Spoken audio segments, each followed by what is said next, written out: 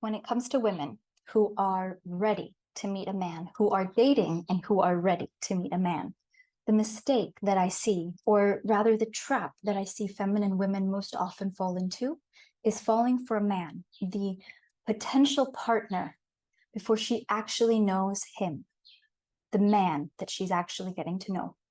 She falls for the idea that she has of him. She falls for the idea of what their relationship might be like. So fantasizing about him and what your relationship and what your future with him might be like.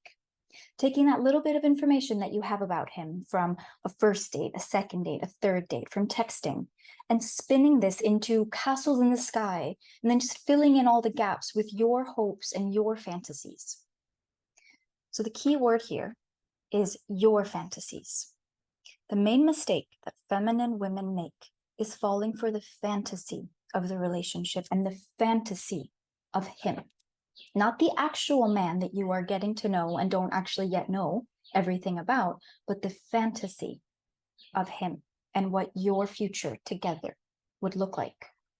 So this can look like missing a man that you've only been on one date with or just a few dates. So what's the appropriate number of dates that you should have been on before you can genuinely miss him, you ask me? Well, it's definitely not the first 5 dates, right? So the first few dates should be spent getting to know him. Do your values align? How do I feel in his company? Can I express myself authentically? Does my essence shine through when I'm with him?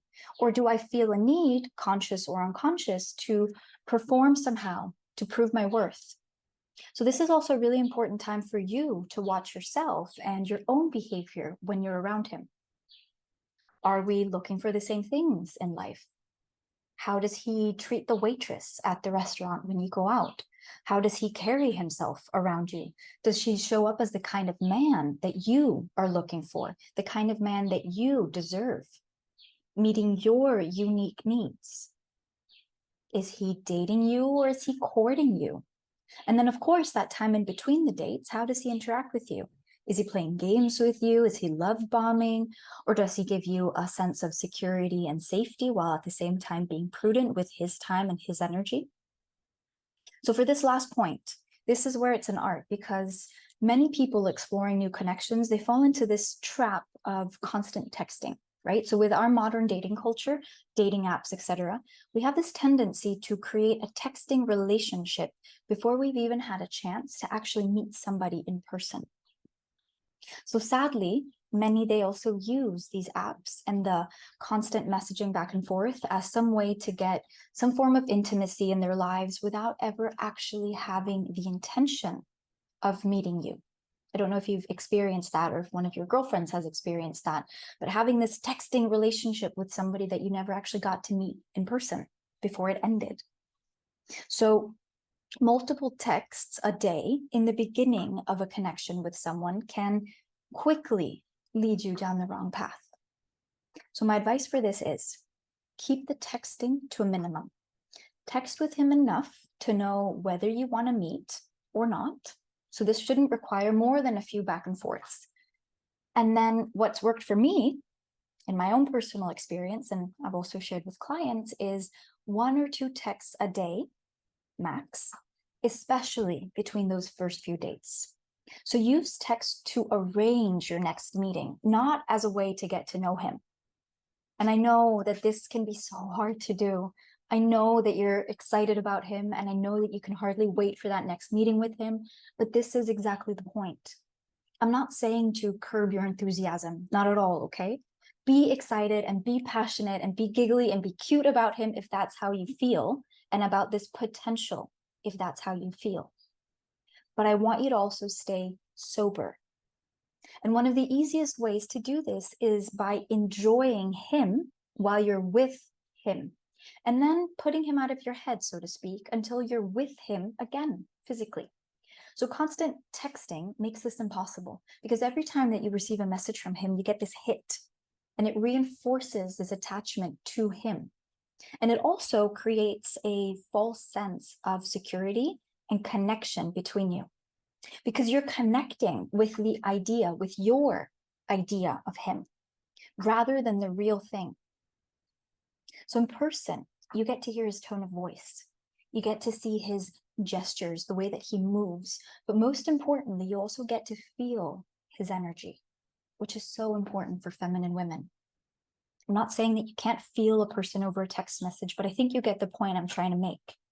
So with time, when you have a solid foundation, then you can add in texting and being connected throughout the day. And it can absolutely add intimacy, eroticism, play, and foster connection. But first, when you have that solid foundation, and you actually know about him and you know how you feel when you're with him. So it's not the idea of us, but the actual reality of us in real life. So hold off with this, with the texting, until you really know. And really know that this is where you want to invest your energy and your time, because it requires energy and time to be texting somebody. So missing a man after one or a few dates isn't actually missing him, because you don't know him. So you can be excited to see him again. Yes, absolutely. But pining away, waiting by your phone for a text and feeling sad or frustrated if he doesn't text you, missing him, is a sign that there's a void inside of you. There's something inside of you that you're disconnected from. And your way of coping with this is by, I don't mean to sound harsh, but it's by distracting yourself with men and dating. So I want you to actually think about the people in your life that you truly miss. Maybe it's a sibling living in another city, or your parents, or maybe it's a dear friend that you don't see that often. And does this new man fall into that same category, that same level? What about all the other men that you at some point missed? You were getting to know them at different stages throughout your life, and you missed them at that time, the same way that you miss this new man. Do they still hold that space in your heart today? No, you've moved past most of them, and pretty quickly, probably. So needing someone to text you between dates is much more about feeling validated or fear of abandonment and rejection. And for some people, it's even a matter of being entertained than it actually is about a true connection.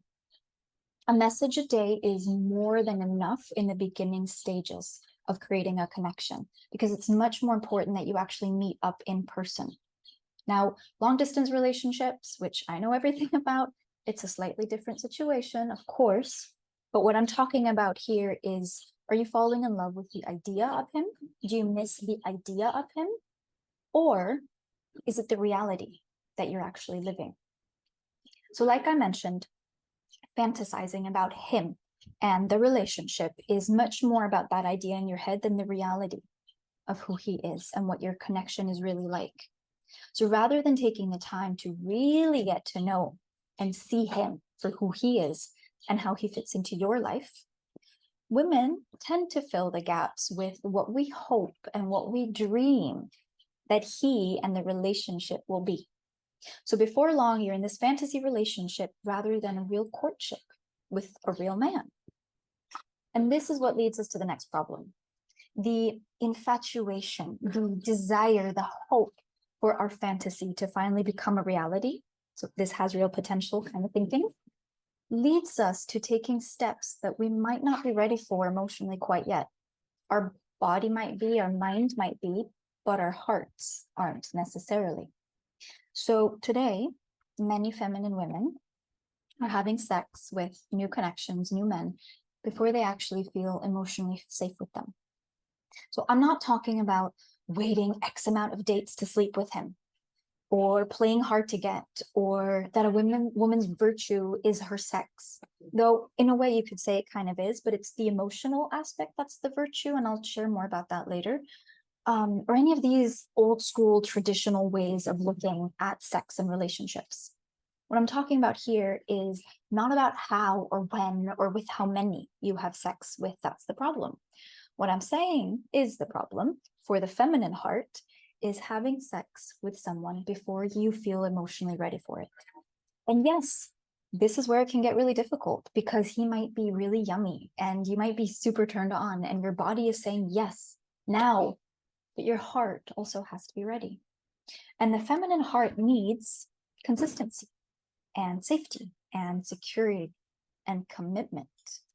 So unless you are man enough, so to speak, for casual sex, you need to negotiate commitments before you have sex with a man in order to feel truly emotionally safe.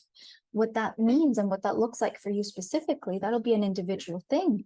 But you need to have created structure and safety for your heart to feel good before you take that next step and bond emotionally. So the feminine bonds emotionally to a man when we have sex with him. So if we have sex with a man too early or before we actually know whether he's a good fit for us or not, it becomes really difficult for us to break it off with him again if things start to turn south. Sex seals the deal for the feminine woman, so to speak. So we bond to him, we attach prematurely. And becoming emotionally attached to a man before we actually truly know him and what he wants and what he's looking for and what this is actually going to turn into means that we tend to ignore any pink or even red flags. It gets really, really hard for us to leave. We're invested now.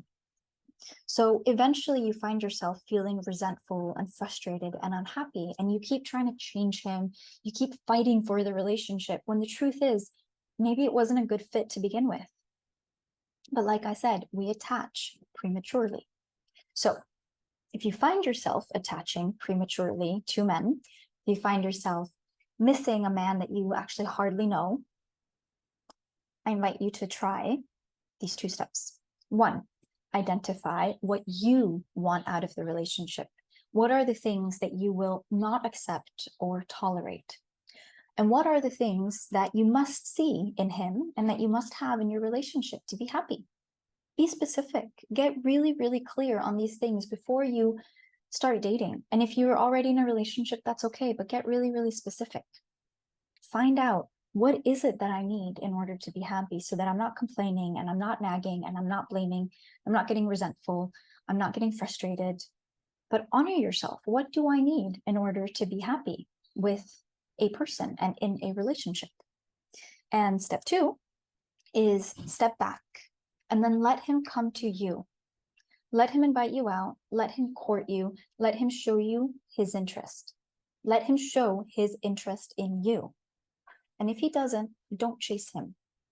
Don't see no messages from him in a day as a sign that he's not interested, because that's not necessarily where he's at or how he's thinking. But does he actually court you? Does he show interest? Does he invite you out? Does he want to meet you? Does he want to get to know you? And does he show interest in the person that you are?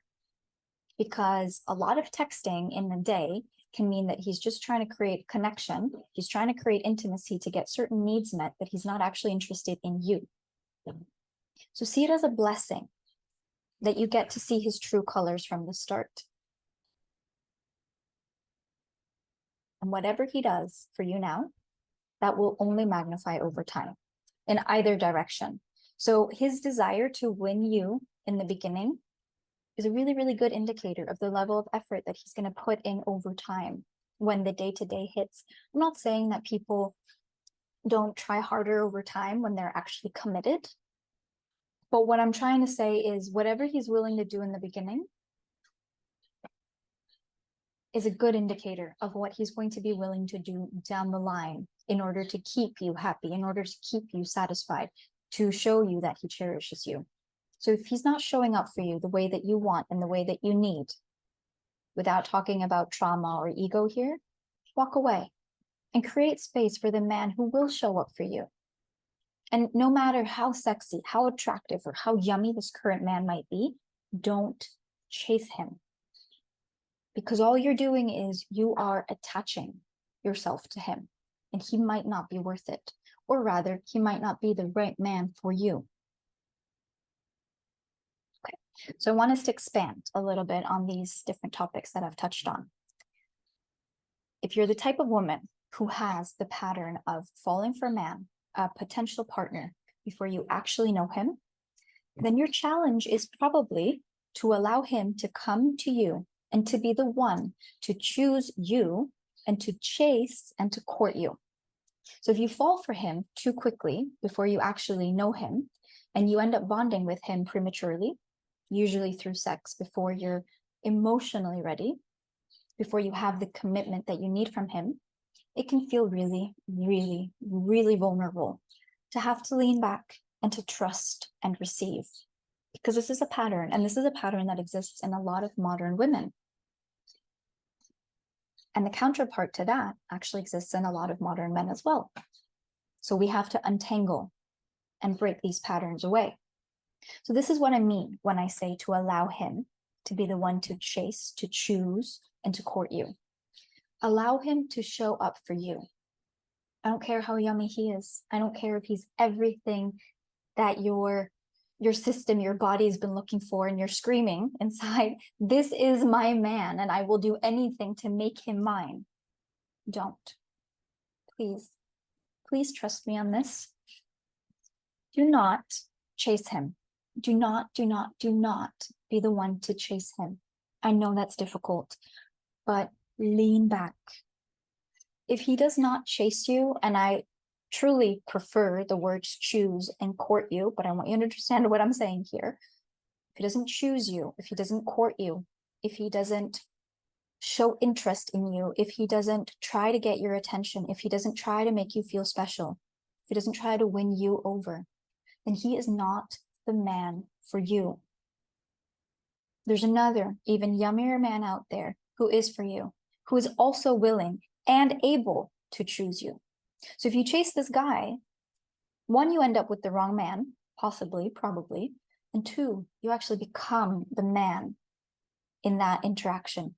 Energetically, you become the man in your relationship. And if you haven't already realized this, men don't like this. Even though they allow you to do it, they don't actually like this.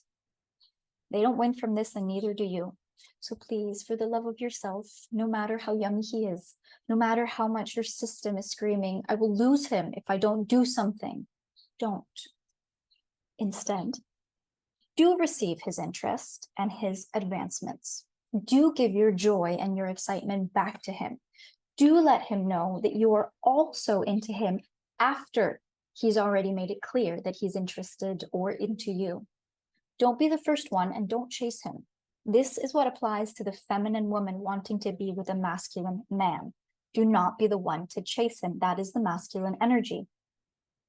Giving him an opening, making eye contact, smiling, flirting, whatever your version of an opening is, do that. But let him be the one to come and to approach you and to keep approaching you. Yes, I know that there are exceptions, and they're just that, they're exceptions. So if your pattern is to chase men, or rather, if your pattern is to try to prove your worth to him, and your pattern is to fall in love with the fantasy of the connection, rather than allowing the true connection to evolve, then I invite you to do as I say. And what if he doesn't choose you? He's not the man for you. And I know it's going to sting. I know rejection does sting. It hurts and it's uncomfortable. And I'm not going to deny that. But don't ask for more, and don't complain to him, and don't nag him. I want you to just start radiating your love onto yourself and explore what you love, deepening your connection with yourself and what makes you feel feminine and what makes you feel receptive. For me, it's dancing, it's cooking, it's making pottery, it's time with my friends, being in nature, and spa experiences like the sauna and massages. Whatever it is for you, do more of that. Step further into your feminine energy, become more receptive. But don't fall into the trap of feeling that you have to prove your worth, or that you have to work really hard to get his attention, that you have to give him something, whether it's sex or more love or making it easier for him to be with you. Learn to lean back and receive his attention and his courtship. Receive, receive, receive. And it's not your job to give first. You give back. Be receptive. You give back your laughter, your joy, your sensual nature. Like a muse who inspires, you breathe fresh air, love, and movement into his life. You give that energy back to him that he pours into you, right? So it becomes that infinity of giving and receiving, giving and receiving. And with time, you may give back sex when he's given you that emotional security. And maybe you even give him a child down the line, who knows? But first and foremost, you receive his attention, his presence, his time, his energy, whether it's in the form of leadership or arranging and planning your dates or picking you up. It's those little details of care and attention that you want to be looking out for. Is he wanting to court you, to make you feel special? Is he taking your emotional nature, which is the feminine epicenter, into consideration? Or is he rushing you, and is he rushing your connection? Is he rushing you to have sex or to take other steps before you're actually ready? Look for the signs that he's interested in your heart and has a desire to cherish you. Only have sex with him when you feel emotionally safe with him. I suggest when you feel that there's a true commitment and there's an emotional bond between you already growing, you can take that next step of fortifying that emotional bond through sex. And I know that the pressure can be really high. And I know that there's fear of losing him if you don't. And I know that your body might be ready. But wait for your heart. Till every part of you, your mind, your body, and your soul are ready for that step. And it's not about being traditional or shaming women in any way, but rather remembering that the feminine system is different from the masculine energy system. And as a feminine woman, you deserve to understand and honor this about yourself. Be with a man who's interested in these aspects of yourself. And if you are too quick to jump to conclusions about him, about how fantastic and wonderful, what a wonderful man he is, and what a wonderful future the two of you could have together, you end up missing those signs of the kind of man that he truly is and the kind of life he would truly end up having in reality. So if you find yourself wanting to know more or wanting to work on these aspects within yourself, then please reach out to me. I currently have a one-to-one offer to dive into these patterns with you. The investment is 1,200 euros for 6 sessions, and I will guarantee that we get to the bottom of your patterns and what's going wrong in relationships and dating. So if that's something that you're interested in, reach out to me for more details. And otherwise, I hope that you found this video really helpful.